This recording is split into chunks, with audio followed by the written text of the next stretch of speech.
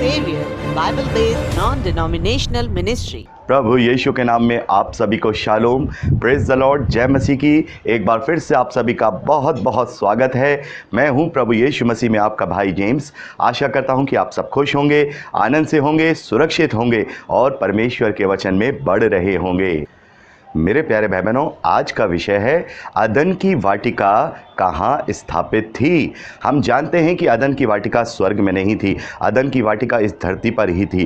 तो अदन की वाटिका कहाँ थी? जैसा कि आपने थंबनेल में देखा होगा, वहाँ लिखा है कि अदन की वाटिका इज़राइल में ही थी। तो कैसे अदन की वाटिका इज़राइल में थी? तो मेरे प्यारे भाई बहनों, आज इस संदेश में हम यही जानेंगे कि कैसे अदन की वाटिका इज़राइल में ही परमेश्वर ने बनाई थी। मेरे प्यारे भाई बहनों, इस संदेश को आप पूरा ज़रूर देखिएगा, धीरज के साथ देखिएगा, ताकि आपको सही रीति से पता चले। अगर आप बीच में ही छोड़ देंगे तो आप पूरी रीति से नहीं जान पाएंगे कि कैसे अदन की वाटिका इज़राइल में ही थी। आपको इस संदेश को पूरा देखना होगा, तभी आप अच्छे से समझ पाएंगे कि अदन की वाटिका इज़राइल में ही स्थापित की गई थी। तो मेरे प्यारे भाई बहनों, चलते हैं आज के विषय की ओर। परमेश्वर ने इब्राहिम से प्रतिज्ञा की थी कि मैं तेरे वंश को प्रतिज्ञा का देश दूंगा जहां पर वो विश्राम पाएंगे। उत्पत्ति की पुस्तक उसका 12वां अध्याय और उसके 7वें वचन में हम पढ़ते हैं, तब यहोवा ने अब्राहम को दर्शन देकर कहा, यह देश मैं तेरे वंश को दूंगा। मेरे प्यारे भाई बहनों, यहां पर इब्राहिम कनान देश में हैं और ये वही कनान देश है जो आगे चलकर इज़राइल बनेगा। उस वक्त इस देश को कनान का देश कहा गया क्योंकि यहां पर कनानी लोग रहा करते थे,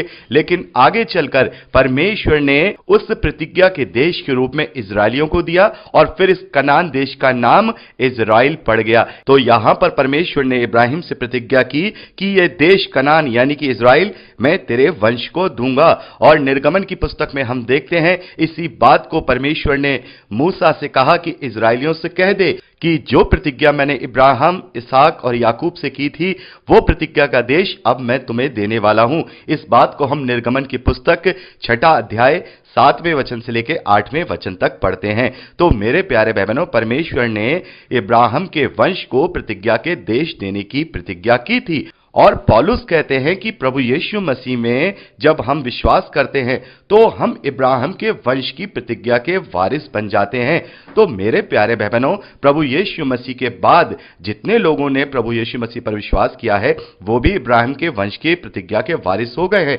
तो क्या वो उस इज़राइल की प्रतिज्ञा के वारिस हो गए हैं जो इज़राइल देश की प्रतिज्ञा परमेश्वर ने वहां की है? मेरे प्यारे भाई बहनों, असल में परमेश्वर ने वहां पर एक प्रतीकात्मक प्रतिज्ञा की है, ना केवल उस देश के विषय में बल्कि उस असली विश्राम के विषय में प्रतिज्ञा की है जो अनंत जीवन का विश्राम है। मेरे प्यारे भाई बहनों, हम देखते हैं कि परमेश्वर ने इस पूरी सृष्टि को 6 दिन में बनाया और 6 दिन के बाद 7वें दिन विश्राम किया। और हम परमेश्वर के मास्टर प्लान को भी देखते हैं कि प्रभु यीशु मसीह 1000 साल के लिए यहां इस पृथ्वी पर राज करेंगे और वो 1000 साल का राज उस विश्राम को दर्शाता है जो विश्राम अनंत काल का है, जो परमेश्वर की सहभागिता में होगा। तो यहां पर जो परमेश्वर ने प्रतिज्ञा की है वो प्रतिज्ञा केवल उस देश की ही नहीं की है बल्कि उस अनंत जीवन के विश्राम की प्रतिज्ञा की है। और इस बात को हम इब्रानियों की पत्री में बहुत अच्छे से समझ पाते हैं। इब्रानियों की पत्री उसका 4 अध्याय उसके पहले वचन में हम पढ़ते हैं, इसलिए जबकि उसके विश्राम में प्रवेश करने की प्रतिज्ञा अब तक है तो हमें डरना चाहिए, ऐसा ना हो कि तुम में से कोई जन उससे वंचित रह जाए। यहां पर लिखा है कि अभी परमेश्वर के विश्राम में प्रवेश करने की प्रतिज्ञा बाकी है, वो प्रतिज्ञा अभी तक पूरी नहीं हुई है, क्योंकि परमेश्वर ने जो प्रतिज्ञा इब्राहिम से की थी वो न केवल फिजिकल की थी बल्कि अनंत जीवन के लिए की थी। मेरे प्यारे भाई बहनों, जब आप 3 अध्याय 7वें वचन से लेकर के 18वें वचन तक पढ़ेंगे इब्रानियों की पत्री में तो आपको ये बात समझ में आएगी। बहुत अच्छी तरह से यहां पर लेखक बता रहे हैं कि परमेश्वर के वो विश्राम की प्रतिज्ञा अभी बाकी है। और वो एक उदाहरण देते हैं, वो उदाहरण देते हैं दाऊद का, जो कि भजन संहिता उसके 95 अध्याय 7वें वचन से लेकर 11वें वचन तक पाया जाता है। वहां पर दाऊद कहते हैं, अतः जैसा पवित्र आत्मा कहता है, यदि आज तुम उसका शब्द सुनो तो अपने मन को कठोर ना करो। यहां पर दाऊद कह रहे हैं कि आज अपने मन को कठोर मत करो और परमेश्वर को क्रोध मत दिलाओ। आगे हम 11वें वचन में देखते हैं, तब मैंने क्रोध में आकर शपथ खाई कि वे मेरे विश्राम में प्रवेश करने ना पाएंगे। तो मेरे प्यारे बहनों, यहां पर इब्रानियों की पत्री में लेखक ये बात समझा रहे हैं कि दाऊद के समय में प्रतिज्ञा का देश इजरायलियों को मिल चुका था। यहोशू ने इजरायलियों को इजराइल तक पहुंचा दिया था, कनान देश पर विजय प्राप्त कर ली थी और कनान देश इजरायलियों को मिल गया था और वो इजराइल बन गया था। और दाऊद इस वक्त उसी इजराइल के राजा हैं। यानी कि अगर एक तरीके से देखा जाए तो वो प्रतिज्ञा पूरी हो चुकी है। जो इजराइल का वंश है उसे वो देश मिल गया है जो इजराइल है। तो यहां पर लेखक कह रहे हैं इब्रानियों की पत्री के कि यहां पर दाऊद जो ये बात कह रहे हैं कि आज तुम उसके शब्द को सुन लो, इसका मतलब यह है कि अभी वो प्रतिज्ञा पूरी नहीं हुई है। यानी अभी भी दाऊद कह रहे हैं कि अभी उसकी सुनो, अभी उसकी प्रतिज्ञा पूरी नहीं हुई है। और इस बात को इब्रानियों की पत्री उसके 4 अध्याय 8वें वचन में लेखक बहुत अच्छी तरह से समझाते हैं, क्योंकि यदि यहोशू उन्हें विश्राम में प्रवेश करा लेता तो उसके बाद दूसरे दिन की चर्चा नहीं होती। यानी कि यहोशू के समय में यहोशू वो है जिसने इजरायलियों को कनान देश पर विजय प्राप्त कराई और उन्हें इजराइल यानी कि वो प्रतिज्ञा का देश मिल गया। तो यहां लेखक कह रहे हैं यदि वो देश उन्हें मिल गया होता, यदि वो विश्राम उन्हें मिल गया होता, तो यहां पर दाऊद आज के दिन की बात नहीं कर रहे हैं। तो इसका मतलब यह है, जैसा 4 अध्याय 1 वचन इब्रानियों की पत्री में लिखा है, इसलिए जबकि उसके विश्राम में प्रवेश करने की प्रतिज्ञा अभी तक है तो हमें डरना चाहिए, ऐसा ना हो कि तुम में से कोई उसमें से वंचित हो जाए। इसका मतलब यह है कि जो परमेश्वर ने इब्राहिम के साथ प्रतिज्ञा की थी वो न केवल फिजिकल थी बल्कि उसका अर्थ आत्मिक था, यानी कि उस विश्राम से था जो अनंत जीवन का विश्राम है। तो मेरे प्यारे बहनों, परमेश्वर ने अपनी हर एक प्रतिज्ञा को, परमेश्वर ने अपनी हर एक बात को इस धरती पर फिजिकल रूप से भी दर्शाया है। मेरे प्यारे बहनों, जैसा भी हमने यहां देखा कि परमेश्वर ने अपनी हर एक बात को इस धरती की बात से मिलाकर के प्रतिज्ञा में बताया है, वैसे ही परमेश्वर ने हर एक स्वर्गीय वस्तुओं को भी इस धरती पर प्रतिबिंब और प्रतिछाया के रूप में दिया है। इब्रानियों की पत्री उसका 8वां अध्याय उसके 5वें वचन में लिखा है, वह स्वर्ग में की वस्तुओं के प्रतिरूप और प्रतिबिंब की सेवा करते हैं, जैसा जब मूसा तंबू बनाने पर था तो उसे चेतावनी मिली, देखो जो नमूना तुझे पहाड़ पर दिखाया गया था उसके अनुसार सब कुछ बनाना। तो मेरे प्यारे बहनों, यहां पर हम देखते हैं इब्रानियों की पत्री में कि जो मंदिर है, यरूशलेम में जो मंदिर था, वो मंदिर स्वर्ग के मंदिर का प्रतिरूप था। जो वेदी थी वो स्वर्ग में असली वेदी का प्रतिरूप था। यानी कि जो भी कुछ स्वर्ग में है उसका प्रतिरूप परमेश्वर ने इस धरती पर फिजिकल रूप से दिया है, ताकि मनुष्यों को उसकी बात को समझ में आने में आसानी हो। यानी कि इस धरती पर हम देख रहे हैं कि जो मंदिर है वो असली मंदिर जो स्वर्ग में है उसका प्रतिरूप है, उसका एक प्रतिबिंब है, उसका ब्लूप्रिंट है, और वो वेदी भी उसका ब्लूप्रिंट है। तो स्वर्ग का भी ब्लूप्रिंट इस धरती पर परमेश्वर ने दिया है। तो स्वर्ग का ब्लूप्रिंट क्या है मेरे प्यारे बहनों? स्वर्ग का ब्लूप्रिंट अदन है, अदन की वाटिका है। मेरे प्यारे बहनों, जब हम अदन की वाटिका को देखते हैं तो अदन का जो मतलब होता है, इंग्लिश में हम उसे डिलाइट बोलते हैं। यानी जो अदन शब्द हिब्रू भाषा का शब्द है, इसका जो मतलब होता है वो डिलाइट होता है। डिलाइट मतलब बड़े आनंद की बात, बड़ी ही प्रसन्नता की बात। यानी स्वर्ग में क्या है? स्वर्ग में प्रसन्नता है, स्वर्ग में क्या है? आनंद है, और उस आनंद को ही अदन कहा गया है। मेरे प्यारे बहनों, दो आनंद है, दो अदन है। एक अदन वो जो स्वर्गीय अदन है, एक अदन वो जो इस धरती पर अदन और अदन की वाटिका के रूप में परमेश्वर ने बनाया, उसे लगाया और उसमें आदम को रखा। यानी कि हर एक बात का यहां पर प्रतिबिंब, हर एक चीज का, हर एक वस्तु का प्रतिबिंब परमेश्वर ने इस धरती पर दिया है। यानी स्वर्ग के अदन का प्रतिबिंब भी परमेश्वर ने इस धरती पर दिया है, जिसे हम अदन की वाटिका कहते हैं।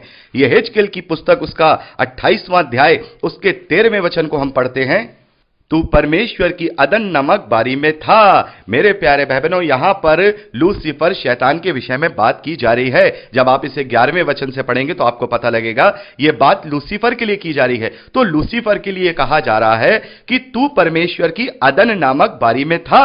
तो क्या वो इस धरती की अदन की वाटिका में था? हम जानते हैं कि इस धरती की अदन की वाटिका में शैतान नहीं था, तो यहां पर कौन सी अदन है? यहां लिखा है परमेश्वर की अदन, परमेश्वर का आनंद, परमेश्वर का स्वर्ग, यानी परमेश्वर के स्वर्ग में जो उसका आनंद का स्थान है, जिसे अदन कहा जाता है, उस वाटिका में वो शैतान था, यानी लूसीफर स्वर्ग में था। तो यहां पर जो बात की जा रही है वो स्वर्ग के अदन की वाटिका के विषय में बात की जा रही है। जैसा मैंने आपको बताया, परमेश्वर ने हर एक स्वर्गीय वस्तु का प्रतिबिंब, उसकी प्रतिछाया और ब्लूप्रिंट इस धरती पर दिया है। तो अदन की जो वाटिका है वो इस धरती पर उस स्वर्गीय अदन की वाटिका का ब्लूप्रिंट है। मेरे प्यारे भाई बहनों, उत्पत्ति की पुस्तक उसका 22वां अध्याय उसके दूसरे वचन में हम देखते हैं, जहां पर परमेश्वर ने इब्राहिम की परीक्षा ली है। परमेश्वर इब्राहिम से यहां कहते हैं, अपने पुत्र अर्थात अपने इकलौते पुत्र इसहाक को, जिससे तू प्रेम रखता है, संग लेकर मोरिया देश में चला जा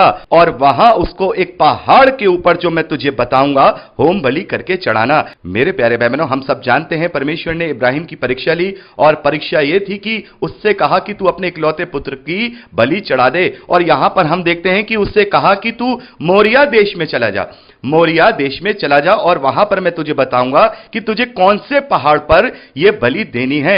मेरे प्यारे भाई बहनों, इस शब्द को आप ध्यान से देखिए, यहां लिखा है मोरिया देश में। तो यह देश कौन सा है? हम सब जानते हैं कि जो इब्राहिम है वो इजराइल में ही रह रहे थे, यानी कि उस समय का कनान और आज का इजराइल, और वो बेरशेबा नामक शहर में रहते हैं। बेरशेबा नामक जो शहर है वो यरूशलेम से करीब 2 से 250 किलोमीटर की दूरी पर है। तो ये कौन सी जगह पर इब्राहिम को परमेश्वर जाने के लिए कह रहे हैं? जब हम दूसरा इतिहास उसके 3रे अध्याय पहले वचन को पढ़ते हैं तो यहां लिखा है, तब सुलेमान ने यरूशलेम में मोरिया नामक पहाड़ पर उसी स्थान में यहोवा का भवन बनाना आरंभ किया।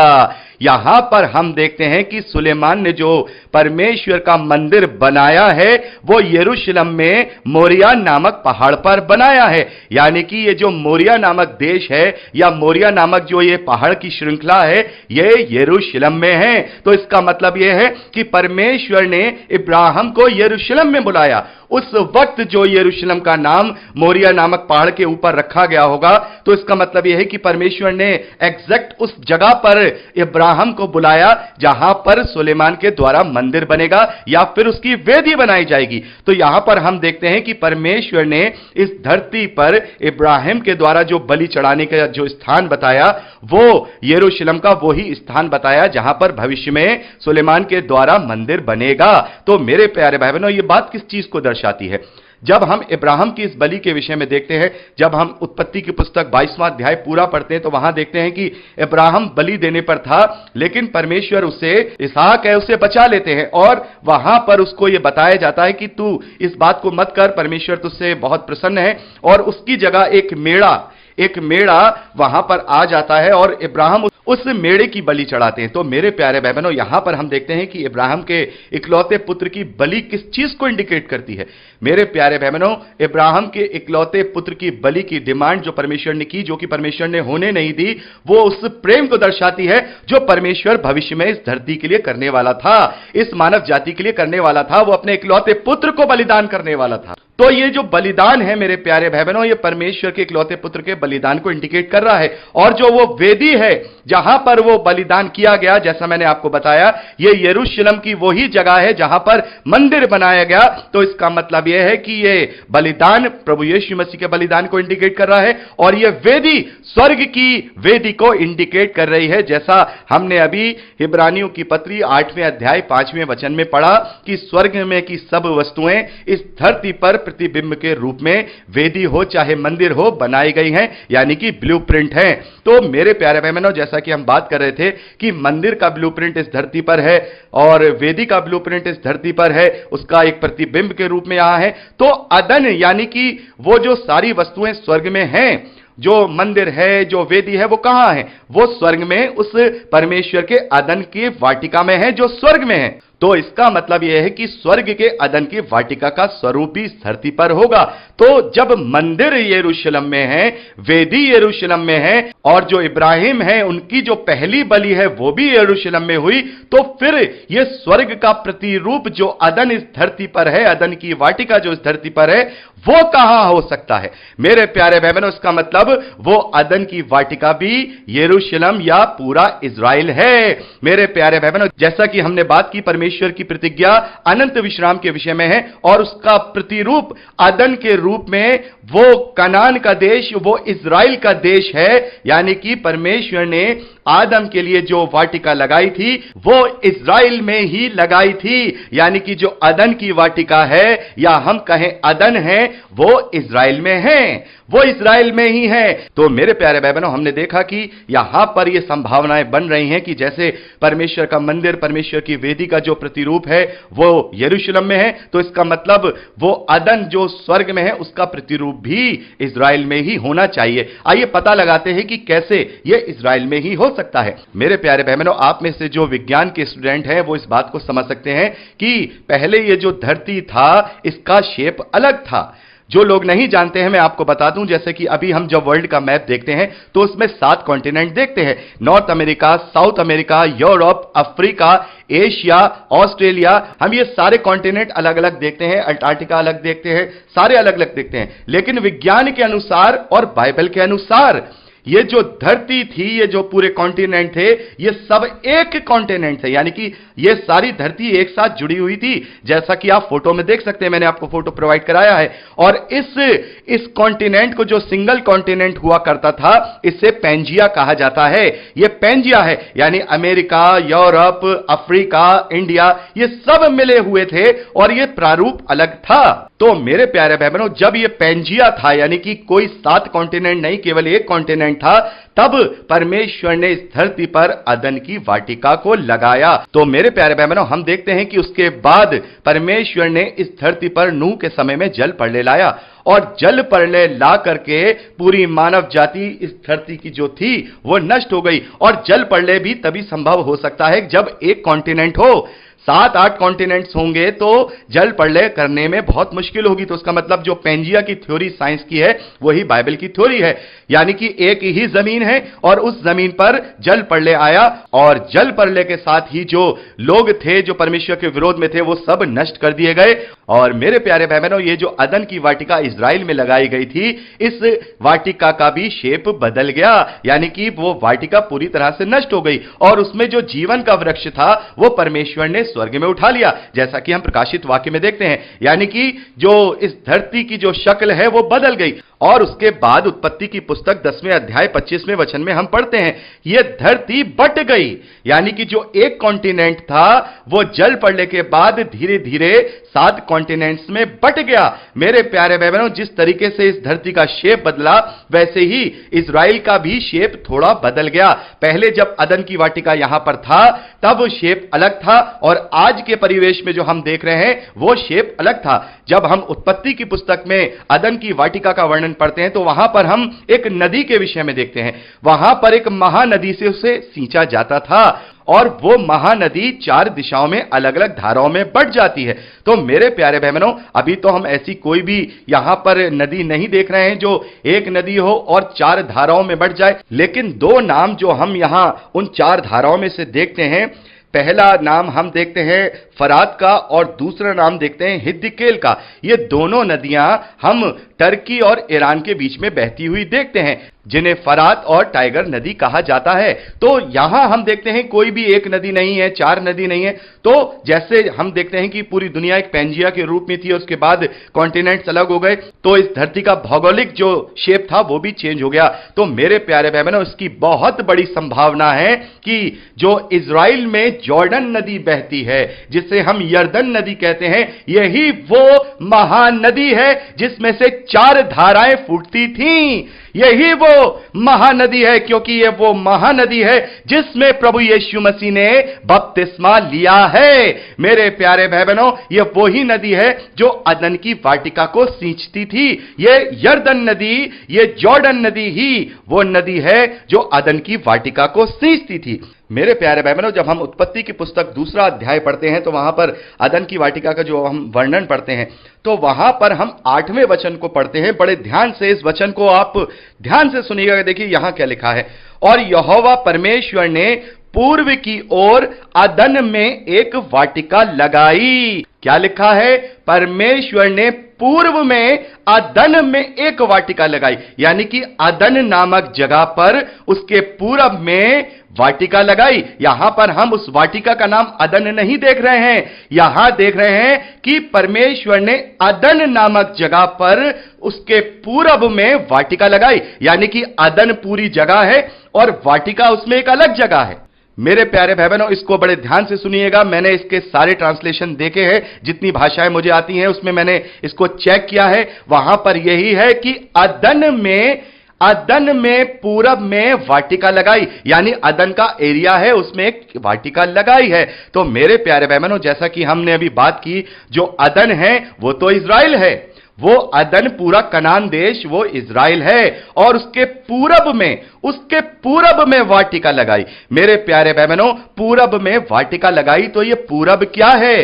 कौन सी जगह परमेश्वर ने इज़राइल में वाटिका लगाई? ये पूरब क्या है? मेरे प्यारे भाई बहनों, जब हम मत्ती का सुसमाचार उसका 24वां अध्याय उसके 27वें वचन को पढ़ते हैं तो वहां पर प्रभु यीशु मसीह कहते हैं, क्योंकि जैसे बिजली पूर्व से निकलकर पश्चिम तक चमकती है, वैसे ही मनुष्य के पुत्र का आना होगा।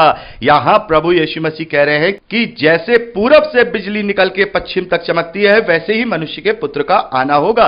तो मनुष्य के पुत्र का आना कैसे होगा? पूरब से होगा, पूरब से पश्चिम के जैसा होगा। तो परमेश्वर का पुत्र यानी प्रभु यीशु मसीह कैसे आएंगे? इस बात को हम जब प्रेरितों के कार्य उसके पहले अध्याय 11वें वचन में पढ़ते हैं तो हमें समझ में आता है कि ये पूरब क्या है। यहां लिखा है, उसने कहा, हे गलीली पुरुषों, तुम क्यों आकाश की ओर देख रहे हो? यही यीशु जो तुम्हारे पास से स्वर्ग में उठा लिया गया है, जिस रीति से तुमने उसे स्वर्ग जाते देखा, उसी रीति से वह फिर आएगा। यानी कि यहां पर हम देखते हैं कि प्रभु यीशु मसीह जिस रीति से गए हैं वैसे ही वापस आएंगे। और प्रभु यीशु मत्ती के 24:27 में कहते हैं कि पूरब से पश्चिम की तरफ जैसे बिजली चलती है, वैसे ही मनुष्य के पुत्र का आना होगा। यानी कि प्रभु यीशु मसीह जैसा गया है वैसे ही आएगा। तो प्रभु यीशु मसीह कैसे गया है? प्रभु यीशु मसीह जैतून नामक पहाड़ से, जो यरूशलेम के निकट एक शब्द के दिन की दूरी पर है, वहां से गया है। इस बात को यहां हम प्रेरितों के कार्य पहला अध्याय 12वें वचन में पढ़ते हैं। प्रभु यीशु मसीह जैतून नामक पहाड़ पर से स्वर्ग गया है और जैतून नामक पहाड़ से ही आएगा, यानी यरूशलेम के पूर्व में। जब हम नक्शे को देखते हैं, मैप को देखते हैं, तो यरूशलेम के पूर्व में यह जैतून का पहाड़ स्थित है, यानी कि यरूशलेम के पूर्व में यह अदन की वाटिका लगाई गई। और प्रभु यीशु मसीह यरूशलेम के पूर्व से ही आएंगे, यानी कि जैतून की पहाड़ी पर ही वो वापस आएंगे। और मेरे प्यारे भाई बहनों, हम देखते हैं कि प्रभु यीशु मसीह ने बहुत सारे उपदेश जैतून के पहाड़ पे दिए हैं, यानी कि जैतून की पहाड़ी पर ही ये अदन की वाटिका स्थापित थी और यही यरूशलेम के पूर्व में है। और जब हम अदन की वाटिका के विषय में देखते हैं तो वहां पर यह लिखा है, यहां लिखा है कि परमेश्वर ने अदन में एक वाटिका लगाई उसके पूर्व में, यानी कि ये जो यरूशलेम है और ये जो इज़राइल है, ये पूरा का पूरा अदन है, यानी आनंद है, यानी कि प्रतिज्ञा है। परमेश्वर की प्रतिज्ञा का देश का एक इंडिकेशन के रूप में प्रतिरूप है, उसका ब्लूप्रिंट है। और जैतून की पहाड़ी पर परमेश्वर ने अदन में वाटिका लगाई, जिसमें परमेश्वर ने आदम को रखा और प्रभु यीशु मसीह उसका दरवाजा है। जैसे हम देखते हैं कि जो परमेश्वर है उसने अदन की वाटिका के पूर्व के रास्ते में जो करूब है उनका पहरा बैठा दिया, ताकि जो आदम है वो जीवन के वृक्ष को तोड़ न ले।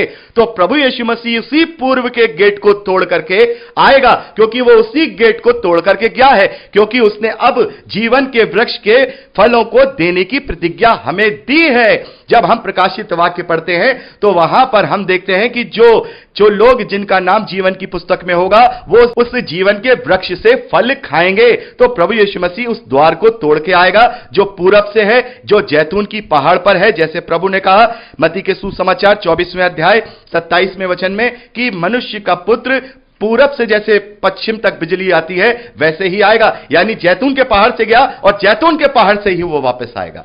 मेरे प्यारे बहनों, जब हम वचन का गहराई से अध्ययन करते हैं तो हमें बहुत सारे जवाब मिलते हैं, बहुत सारे जवाब मिलते हैं।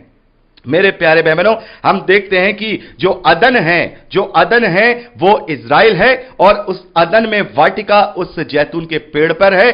और ये अदन को हम एक तरीके से ऐसे देख सकते हैं, जो परमेश्वर का अदन है जो स्वर्ग में है उसका प्रतिरूप ये इज़राइल, यानी कि परमेश्वर की प्रतिज्ञा, परमेश्वर का वो देश जो इस धरती पर फिजिकल रूप से दिया, उसका जो असली वाला प्रतिफल है वो अनंत जीवन, वो असली अदन की वाटिका, वो असली अदन है जो स्वर्ग में है। ये सारी चीजें परमेश्वर ने एक ब्लूप्रिंट के रूप में मनुष्यों को दी ताकि मनुष्य समझ पाए, और इस बात को हम इब्रानियों की पत्री में बहुत अच्छी तरह से समझ सकते हैं। मेरे प्यारे बहनों, इतना समय नहीं है कि मैं आपको पूरी इब्रानियों की पत्री पढ़ करके डिफाइन कर सकूं। मैं आपसे केवल इतनी विनती करूंगा कि आप इब्रानियों की पत्री उसके 4थे अध्याय से लेकर के 10वें अध्याय तक अच्छे से पढ़ लीजिए। आपको पता लग जाएगा कि सारी चीजें इस धरती पर प्रतिबिंब के रूप में दी हैं। जैसे याजक हैं, वो भी एक प्रतिबिंब और फोटोकॉपी और ब्लूप्रिंट के तहत दिए गए, ताकि जो असली महायाजक प्रभु यीशु मसीह है उसके विषय में हमें पता चल सके।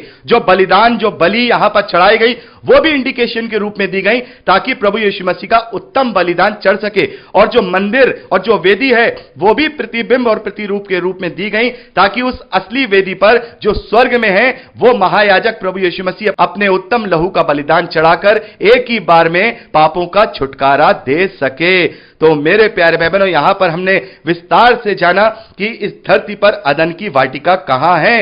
इस धरती पर श्योर शॉर्ट अदन की वाटिका इज़राइल है, और इज़राइल में जो जैतून का पहाड़ है उसमें वाटिका को लगाया गया। जैसे कि परमेश्वर का अदन परमेश्वर का स्वर्ग है, वैसे ही उसका प्रतिबिंब और उसका ब्लूप्रिंट इस धरती पर कनान देश यानी कि इज़राइल देश के रूप में दिया गया, जिसमें सारी चीजें हैं। जैसे परमेश्वर के स्वर्ग में सब चीजें हैं, मंदिर भी है, वेदी भी है, वाटिका भी है, वैसे ही इस धरती के हम कहें प्रतीकात्मक अदन में सारी चीजें हैं। वेदी भी है, मंदिर भी है, और जैतून पहाड़ पर वो वाटिका भी है। और मेरे प्यारे बहनों, इसके विषय में हम अभी और भी बात कर सकते हैं। जैसे अदन की वाटिका हम देखते हैं कि जैतून पहाड़ पर है, और अदन की वाटिका से बाहर जब आदम और हव्वा को निकाल दिया गया है तो हम देखते हैं उनके 2 पुत्र होते हैं। हम उत्पत्ति की पुस्तक में देखते हैं केन और हाबिल, और केन और हाबिल अपनी अपनी भेंट वेदी पर चढ़ाने जाते हैं। तो वो कौन सी वेदी होगी? हम देखते हैं कि वो यहोवा के पास गए। तो कहां गए? अदन की वाटिका जैतून के पहाड़ पर, वो तो वहां जा नहीं सकते। तो वेदी कहां है? वेदी यरूशलेम में है। वेदी यरूशलेम में है, जहां पर इब्राहिम ने भी उस वेदी पर बलि चढ़ाई।